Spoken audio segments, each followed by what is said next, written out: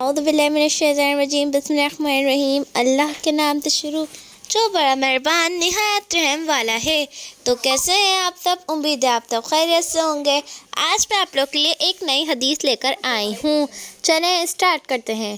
لوگ کہتے تھے کہ جب قضائے حاجت کے لیے بیٹھو تو نہ قبلے کی طرف منہ کرو نہ بیت المقدس کی طرف۔ یہ سن کر عبداللہ بن عمر رضی اللہ تعالیٰ عنہ نے فرمایا کہ ایک دن میں اپنے گھر کی چھت پر چڑھا تو میں نے نبی کریم صلی اللہ علیہ وسلم کو دیکھا، آپ بیت المقدس کی طرف منہ کر کے 2 اینٹوں کی قضاء حاجت کے لیے بیٹھے ہیں۔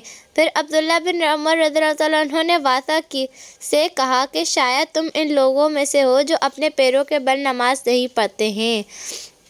تب میں نے کہا اللہ کی قسم میں نہیں جانتا کہ آپ کا کیا مطلب ہے۔